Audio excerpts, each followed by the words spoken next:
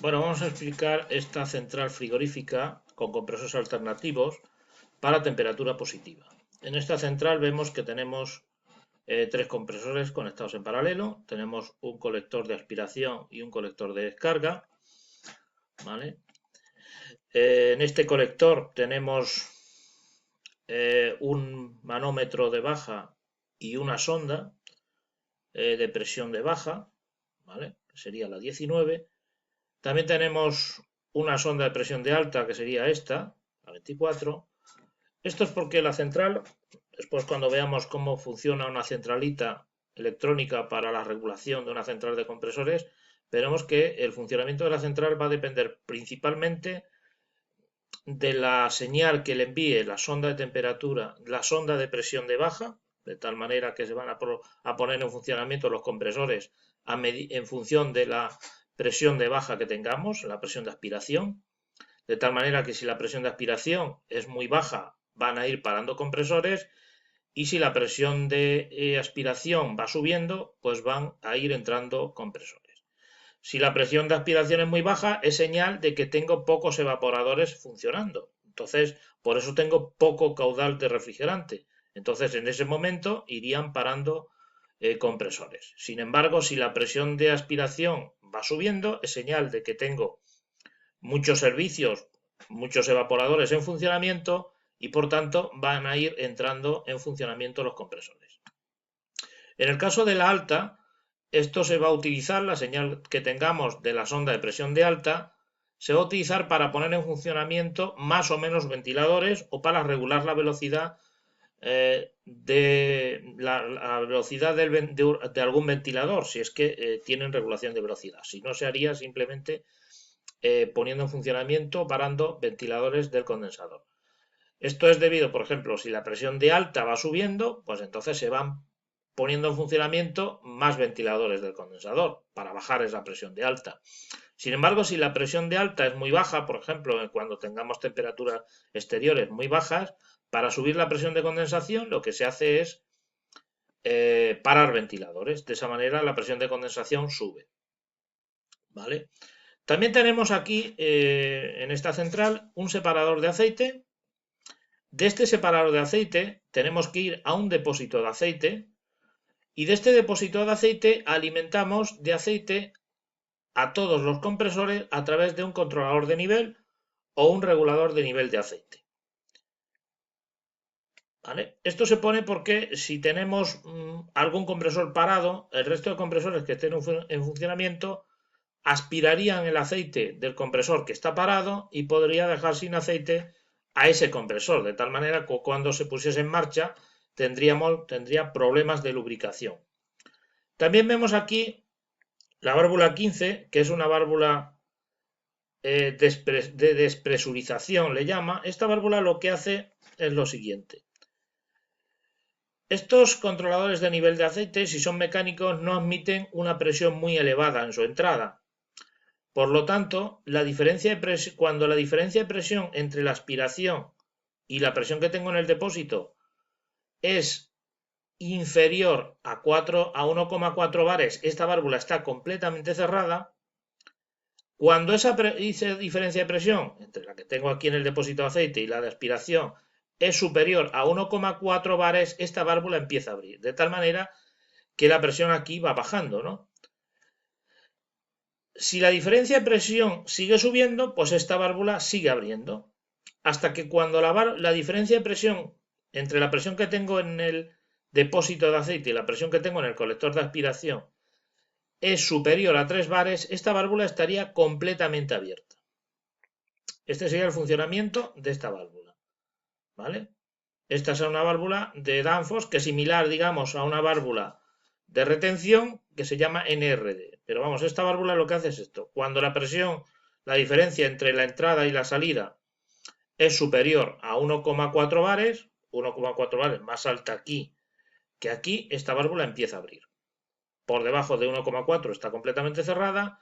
Cuando esa diferencia está entre 1,4 empieza a abrir. Cuando esa diferencia llega a 3, la válvula está completamente abierta. De tal manera que aquí descargamos el depósito de presión para que a los controladores de nivel no les llegue una presión muy elevada ¿vale?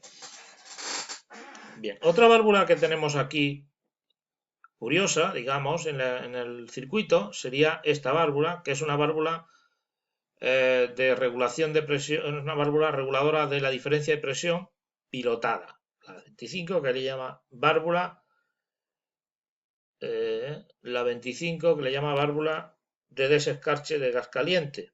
Bien, esta es una válvula pilotada de diferencia de presión. ¿Vale? Vamos a ver el funcionamiento de esta válvula. Válvula de presión diferencial pilotada.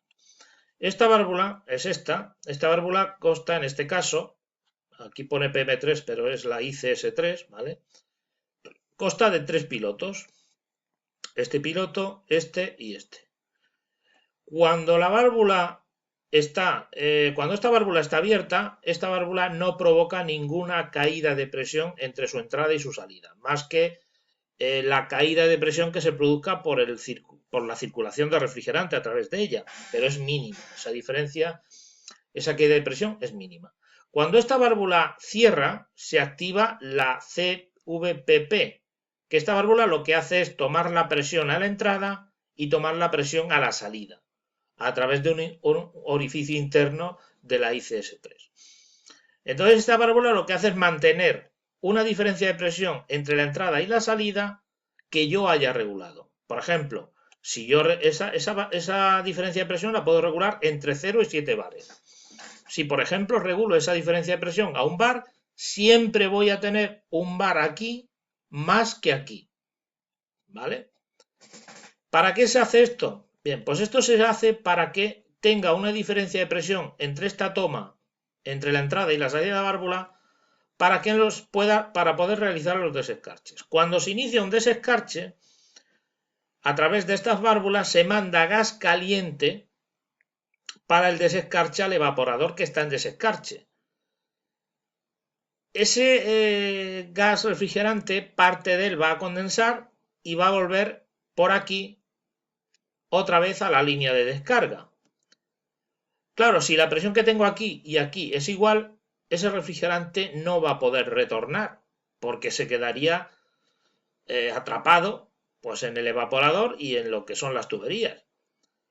Entonces, para que ese refrigerante pueda retornar a la línea de descarga, tengo que tener aquí más presión que aquí, para que empuje, digamos, ese refrigerante y me lo devuelva otra vez a la línea de descarga.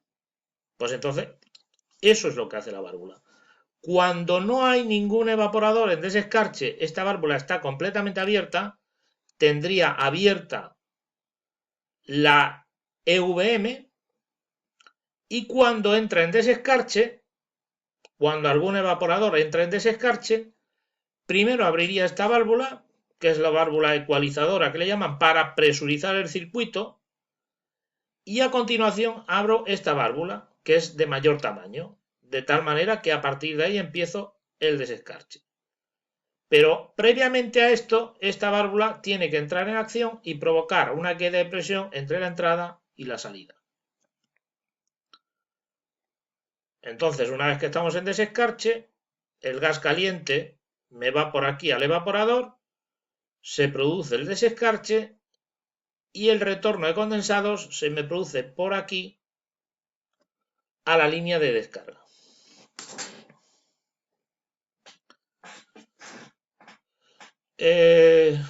Esta válvula, también que hemos dicho ya, que cuando se entra en desescarche, primero abre esta, presuriza el circuito y después a continuación abre esta. Esto es para que no se me produzca un golpe de ariete, porque si abriese esta válvula, si la tubería es de cierto tamaño, recomiendan utilizar estas dos válvulas cuando tenemos una diámetro de tubería superior a 1 pulgada. Si es inferior a 1 pulgada, podríamos utilizar solo una válvula, pero si es superior a 1 pulgada, recomiendan utilizar dos válvulas. Entonces esta válvula pequeñita lo que hace es primero presurizar el circuito y una vez que lo tengo ya presurizado, abriría esta. ¿Vale? Y entraría en funcionamiento normal. ¿Vale? Eso se hace por el golpe de ariete. Si abro de golpe todo el circuito, si aquí tengo alta presión y el evaporador tengo que tener en cuenta que tengo baja presión, pues tengo un golpe de presión muy importante y se produce pues esto, el golpe de ariete que podría romper tuberías o ciertas válvulas, etc. Bien, esto sería la central, digamos, más básica que tenemos. Vamos a ver ahora una diferencia de una central frigorífica alternativa para servicios de temperatura negativa, que no viene el dibujo en el libro, pero vamos, sería exactamente igual que esta. Lo único que pasa es que cuando tenemos servicios negativos, aquí tendríamos ventiladores en la culata del compresor para reducir la temperatura de descarga. ¿Vale? Es la única diferencia que tendríamos cuando la temperatura es para servicio de temperatura negativa. Pero servicio de temperatura negativa sobre menos 35 grados más o menos. Es decir, serían cámaras centrales de compresores para conservación de productos congelados. No túneles de congelación en el que el producto se tiene que congelar en un periodo relativamente corto. Vamos a ver ahora la central de compresores para temperatura para bajas temperaturas, que sería para túneles de congelación. Entonces aquí lo que tenemos, básicamente todo esto es igual, ¿no? Pero vamos a ver algunas diferencias respecto a lo que hemos visto antes. Como la temperatura, en este caso la presión de baja es muy baja, cuando se produce algún desescarche, en la baja presión vamos a tener una presión muy alta. Entonces, estos compresores que están preparados para trabajar con una presión de aspiración muy baja, cuando tienen una presión de aspiración muy alta, por ejemplo, cuando se produce un desescarche, pueden dar problemas. Puede saltar el térmico, en fin, se pueden, digamos, deteriorar. Entonces, para eso se pone la válvula esta, que es una válvula reguladora de presión de aspiración. ¿Vale? Esta válvula lo que hace es que se regula a una presión de aspiración determinada y cuando la presión de aspiración es inferior al valor de regulación, la válvula abre. ¿Vale? Cuando la presión es superior, cuando la presión que tengo aquí en su salida es superior a la presión que he regulado, la válvula cierra. De esa manera, cuando se produce un arranque después de un desescarche, esta válvula lo que hace es para abrir y cerrar para mantener una presión en la salida de la válvula inferior al valor regulado. ¿Vale? Bien, ¿qué otra peculiaridad tenemos aquí? Bien, tenemos el sistema ecualizador. Aquí el sistema ecualizador vemos que del depósito de líquido vamos a varios intercambiadores de calor. Digamos, este sistema es lo que se llama sistema economizador, no ecualizador, perdón que me he equivocado, es economizador. ¿Vale? Entonces, en este sistema vamos línea de líquido, válvula de servicio, ¿vale? Filtro y visor. Bien, de aquí vemos que alimentamos, por una parte, a través de una solenoide y una válvula de expansión, alimentamos el economizador, el intercambiador de calor. Y de aquí nos vamos a la toma C, que sería esta, ¿vale? Que sería la toma de presión intermedia del compresor. Ya sabéis que cuando estos compresores, cuando trabajamos con muy baja temperatura, bien, podemos poner un compresor de doble etapa. Entonces, ese compresor de doble etapa, que ya lo vimos anteriormente, pues el funcionamiento es igual, ¿no? Lo único que pasa es que cuando lo vimos era solamente un compresor y solamente un economizador. Aquí, como tenemos varios compresores, pues tenemos varios economizadores. Entonces venimos aquí y nos vamos a la presión intermedia.